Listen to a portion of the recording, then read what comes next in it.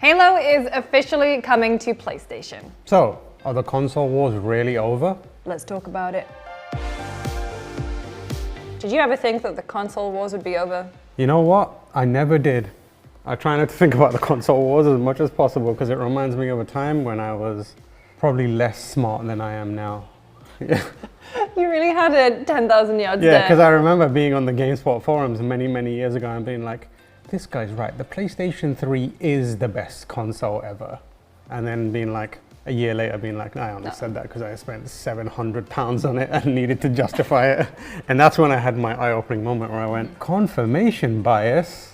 Oh no.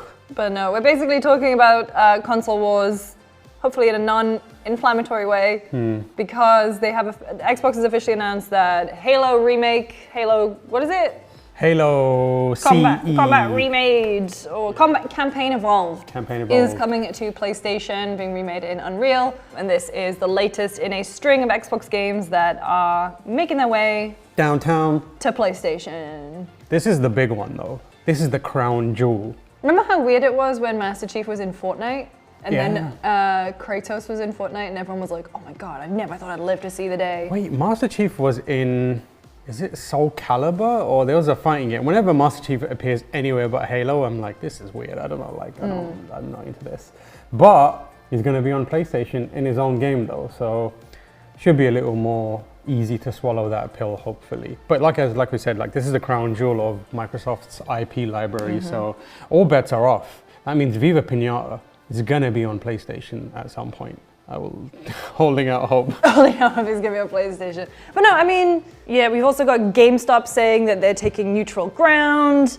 PC has become so much more of a thing. I read today that like some publishers are saying 75% of their earnings is attributed to PC. We've got handheld gaming. Yeah. It just feels like a very weird shift for the industry. The industry has been very weird for a long time, especially the last few years. Yeah, I mean, like now the rubber is, or the realities of making video games in the modern day is starting to hit some companies in the face harder than others. Microsoft again, I have no console allegiances. I don't care. So when I say this with a cold, disconnected kind of emotion to it. Microsoft is getting their cheeks clapped by everyone in the console market. So it makes sense that they would be the ones to step back and be like, all right, it's time to, Mr. Gorbachev, bring down those walls. Please let us publish on your platform. Exactly. It makes sense. And it's the way they've messaged that is as a business strategy, which is exactly what it is, you know. It's like they need to launch franchises on competitor consoles if they want to improve their profits. Yeah, and their profit margin is what, 30% now? Enough that they need to start making this kind of move. Yeah. And as the days go by, it only becomes more expensive to make games and game hardware. So this is a completely expected move. I always thought that Halo would be the very last one though. I guess they tested the waters with Sea of Thieves, and when that was a success, they were like, well.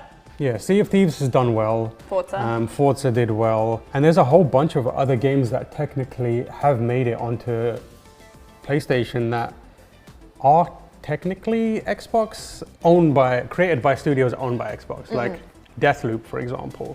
That's a Microsoft-owned studio. Oblivion remaster. Indiana Jones, exactly. There's way more than we realized actually. There's Hellblade 2 is on PS5, Flight Simulator is on PS5, and there's a few others as well that have made their way there, and it's doing the trick as well, because I wrote it down here somewhere, but in like May of 2021, Circana released their monthly sales report for the US games video industry, and one of the key takeaways was that Microsoft published games launching on the PS5 led to a massive surge in popularity. The best-selling game, number 2 best-selling game of April 2025 in the US was Forza Horizon 5, and it was number 43rd best-selling game in March, sorry. So all that stuff is doing well. Indiana Jones doing well. Yeah, so it's working for them, and this is the strategy that needs to be implemented to make business sense. So in that way, the console wars are over. Yep. Now more than ever. So let's talk about the other two. We've got PlayStation and Nintendo. So PlayStation has a couple of games, like MLB has been on Xbox. However, their core franchises, they have kept to their system. And then will port it to PC maybe a year later. Because PC at that point is just like an extra windfall for them. Yeah, so they have MLB The Show. I actually looked and I could only find 3. I'm sure there's more, but I'm missing them. And one of those games isn't even out yet. So MLB The Show is a series that frequently appears on there. Helldivers 2 came out recently. And the other one is Marathon, which isn't out yet, but is scheduled to be released on PlayStation 5 and Xbox whenever it is released. Meanwhile, on the Xbox games going to PlayStation, which includes games from Microsoft-owned studios, there is Pentiment, Grounded, Sea of Thieves, Age of Mythology Retold, Forza Horizon 5, Age of Empires 2 Definitive Edition, Senua's Saga, Hellblade 2, Gears of War Reloaded, Ninja Gaiden 4, that's published by Microsoft, The Outer Worlds 2, Call of Duty Black Ops 6, Modern Warfare 3, Doom the Dark Ages, Deathloop, Quake and Quake 2 Remastered, Ghostwire Tokyo, Hi-Fi Rush, did I say Indiana Jones already? Indiana Jones, Oblivion, Tony Hawk's Pro Skater 3 and 4, Halo, and Microsoft Flight Simulator. That is a lot of, that's not exactly an equivalent exchange happening here. But that's the thing, I mean, PlayStation, do you see them also doing? No. No. This is going to sound presumptuous, or perhaps I'm misreading this. I think that this is a American mentality that has allowed them to do this, where it's like, we need to do whatever's necessary to make the money. From a Japanese side, and I'm thinking mainly of Nintendo here, there's way more at play, I think. There's a lot of prestige and there's a lot of sacredness around the things that they make. PlayStation isn't like a one foot on either side of the pond. Obviously they're a Japanese company, but a large majority of the kind of stakeholders in making decisions are also Western. So I feel like there's going to be a bit of a push and pull there, and I don't think there's going to be a moment where it's like, I don't know, who would be the PlayStation kind of mascot? Horizon, I guess, on Xbox. I don't see that happening. I think the closest we get is PC, because I think from that PlayStation perspective, you can't ignore that market. You can't ignore that market, exactly. And the market, if you're looking at it and being like, well, we've got a reason to put it on PC. One, it's technically platform agnostic, or it's like a demilitarized zone for console fights, but also the kind of install base is so significantly bigger than Xbox that they could just be like, we just need to cater to this market. And we don't lose any kind of prestige, or we get to save face in front of our fans who are just like, they're not going to be like, I can't believe you put this on PC. If they would say that if there was an Xbox though, they'd be like, I can't believe you're doing this on Xbox. Yeah, well, because that's the thing. I mean, like, if you are a successful PlayStation first party game, you have recouped your costs on console, you pay to port it, and then you just release it on PC and you grow. Yeah. I feel like there's also a pipeline back to the PlayStation as well from PC, because once you start building that kind of familiarity with the types of games that PlayStation produces, especially first party, there's going to be a subsection or subset of that audience on PC that's going to be like, I really like these games. I want to play them as soon as possible. Or I want to play them on my couch. Or I want to play them on my couch, exactly. Or I want to play them on a native, the native platform that they're made for. So I feel like there's enjoy trophies. Yeah, exactly. So there are pathways back where I feel like that's less likely on a Xbox. Like if you play God of War on Xbox and next God of War comes out, I think you're less likely to be like, I'm gonna go buy a PlayStation for this. And then you got Nintendo. Nintendo is the one doing their own thing.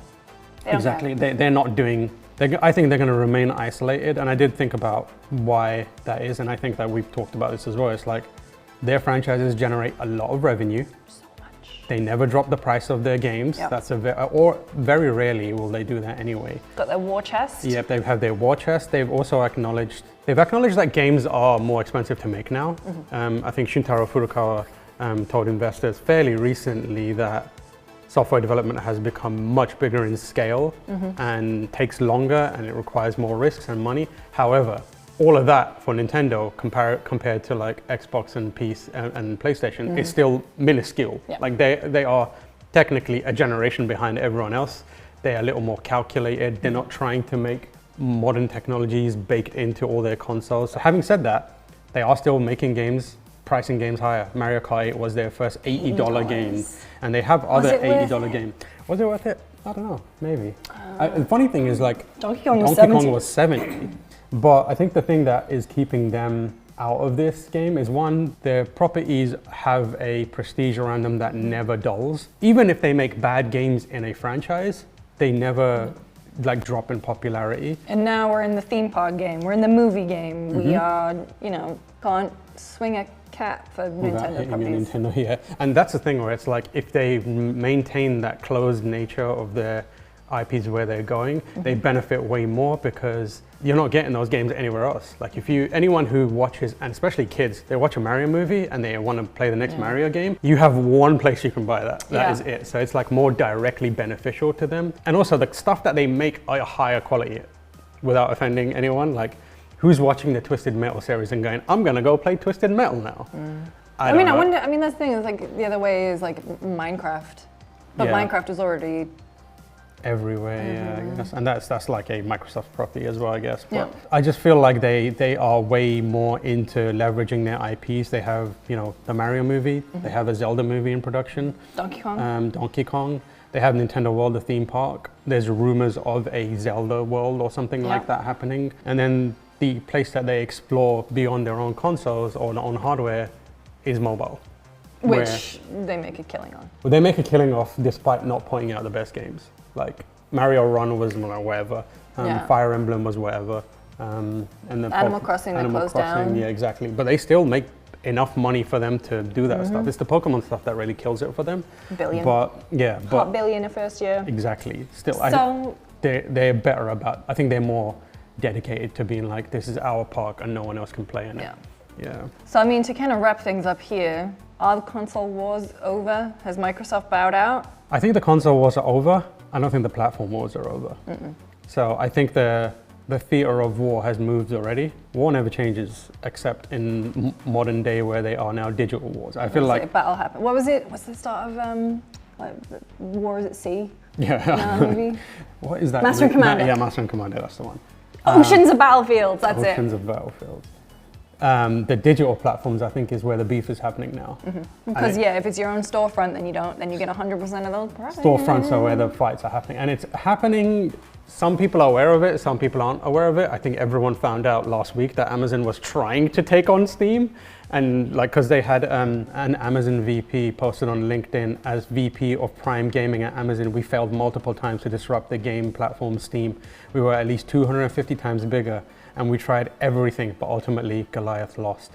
And everyone's response was, "Oh, we had no idea what you were talking about. Yeah, what are you talking about? No one was paying attention to you." And even like, it's like I can imagine Gabe being like, "Who? Amazon what?" Sharpening his knife. Yeah, just on his knife, on his boat, being like, "I don't know who you're talking about," which is funny. So I feel like there are battles that are going to happen more earnestly and perhaps even more dirty, I guess, going forward. But I think there's going to be like mind share around platforms. Steam is the big one that everyone wants to try and take down. But I also feel like there's enough pieces. The pie is big enough that you can not take over all of it and still have a healthy kind of business with it. Like Uplay can do it. Epic Game Store, despite its late entry into the market, is still doing okay. It runs like booty cheeks on every one of my computers, but have they let you turn off the sound effects on achievements yet? Because that was a real killer playing Alan Wake, and it was like, I was like, I don't need that. Thank you. And the other thing is like that is going to become way more important, or it has already become way more important, because as you mentioned at the top of the episode, PCs in handheld form are all the rage now. That's the new secondary platform, I think, for a lot of people. It used to be a PlayStation or an Xbox plus a Nintendo console. I think these days it's a console plus a handheld PC. And I think there's going to be more of a struggle to try and gain some foothold or dominance there. But ultimately, I don't think anyone's taking down Steam. No. Well, Soldier Boy might, because he's releasing another new... He's back. He's back. He's going to... I don't know what he's doing. Anyway, thank you so much for watching another episode of Spot On. If you've got any burning thoughts or feelings about the console wars, or the platform wars as they're now, I guess, coined by Tam, please leave them in the comments below. You can find us on Blue Sky, Instagram. I'm Lucy James Games everywhere. I'm Tamor H. And we'll see you next time. Stop fighting. Yeah, calm down. Don't make me separate you. It's fine.